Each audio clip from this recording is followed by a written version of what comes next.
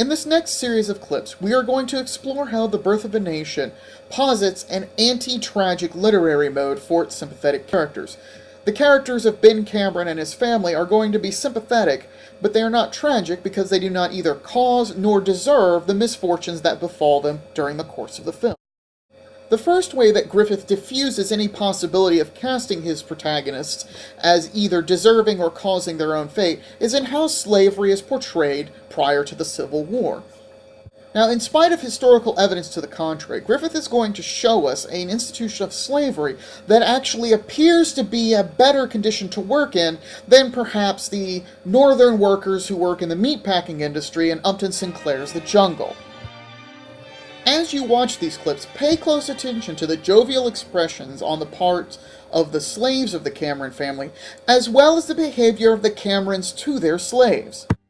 Notice that rather than be disgusted with their slaves, the Cameron family comes down to the slave quarters to visit their living property.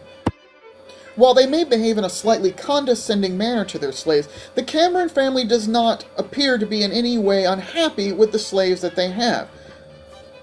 Unlike the excesses of the freed slaves we are going to see later in the movie, what we have here are slaves that are happy to be in the institution of slavery, who are enjoying a well-deserved rest from their long workday, and who are sharing a sense of community even with their master.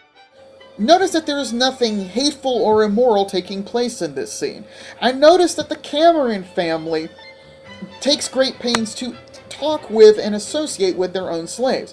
Pay close attention to how Ben Cameron is going to shake the hands and touch his own slaves, behaving in an even more magnanimous manner than some of the characters in Uncle Tom's Cabin.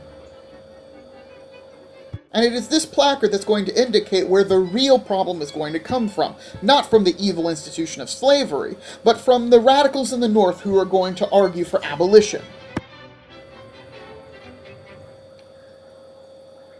Notice that Griffith couches this as a threat to the Southern way of life from outside, not from a kind of corruption from within. This strategy is pivotal because Stowe in Uncle Tom's Cabin wants to see slavery as sort of, by definition, corrupt from within itself. Whereas here, there's nothing wrong with the institution, it's not morally reprehensible in any way. And instead, the way of life of this family is going to be destroyed from those in the North.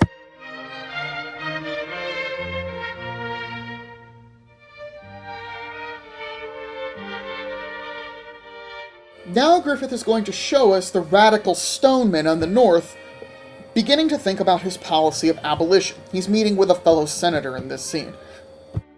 Not only is Stoneman going to argue for a policy that will end the Southern way of life, which Griffith has just portrayed as being a good thing, but he's also going to show that Stoneman is corrupted by his association with freed mulattoes in the North.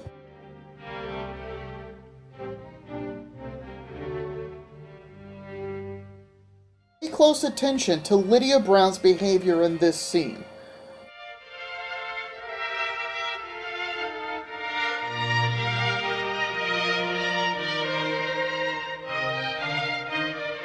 Her behavior is being intercut with Stoneman's discussion of abolition with Senator Sumner.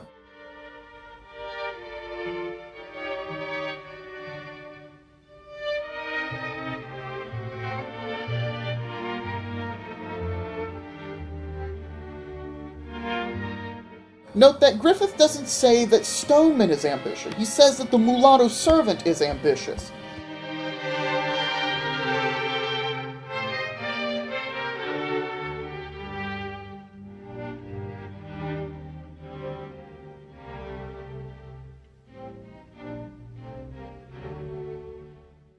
Now notice that she is going to be somewhat disobedient in this scene as Sumner orders her around and tries to leave Stoneman's house. While we might balk at the supposition that she should be bowing and scraping before Senator Sumner, it is important to note that Griffith is advocating for a social system that would keep a woman like Lydia Brown in her proper place. Her ambitions will have a corrupting influence on Stoneman after Sumner is going to leave.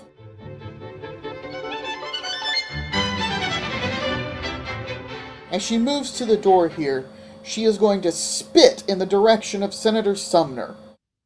thus showing her complete contempt for authority. With Sumner gone, I'm going to be quiet for just a moment, and I want you to watch how she is going to both go into hysterics as well as into sexual erotics in order to corrupt Stoneman. Pay close attention.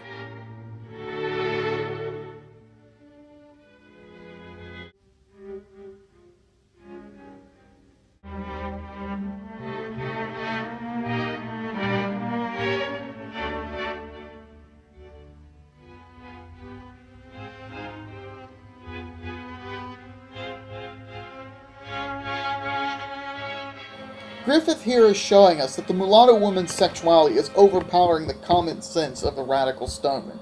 But notice that the Cameron family in the South has nothing to do with any of this. What is going to befall them during Reconstruction has nothing to do with their actions and has nothing to do with the moral problems of slavery. It has everything to do with what's going on in this room at this moment. But of course, no discussion of Reconstruction would be complete without discussing the role of Abraham Lincoln. Lincoln was no advocate of radical Reconstruction himself, but Griffith is going to slightly recast both the assassination of Lincoln and his role in Reconstruction in order to not make him merely an advocate of reconciliation between North and South, but to make him a figure that was the South's best friend. Griffith is going to twist the assassination so that Lincoln's death becomes not the death of a great statesman of the Union, but rather he becomes a martyr figure for the South itself. Now watch how John Wilkes Booth, pictured here with his pistol, is cast in this film. He's shown as the very epitome of a melodramatic villain. He almost looks like Snidely Whiplash in these scenes. Rather than being a neo-Confederate guerrilla with leanings towards the South's cause, he is instead this sort of villainous figure that no one could possibly identify with, and least of all the Camerons. And there he's just assassinated Lincoln, leaped off of the balcony, and he says his famous phrase, and he runs off.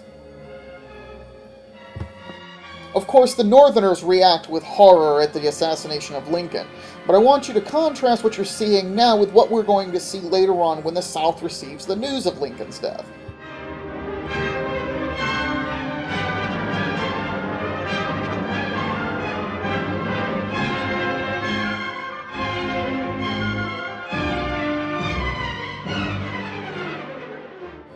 The music for the movie here is also our friend and tells us just how dramatic and unfortunate the death of Lincoln is.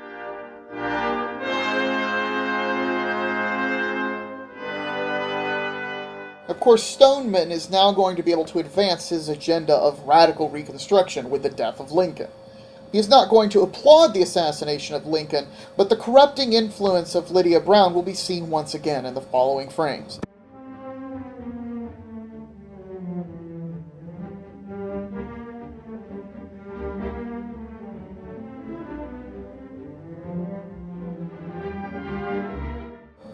Notice that the wind is blowing a little bit in Stoneman's office, lending him a sort of gravitas, even as Lydia conspires next to him.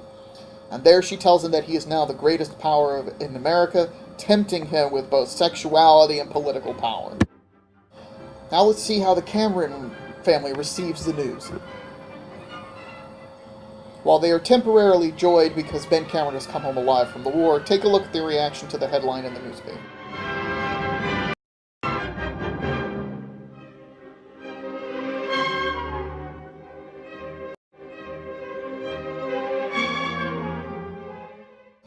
You would think that they had lost the Civil War yet again.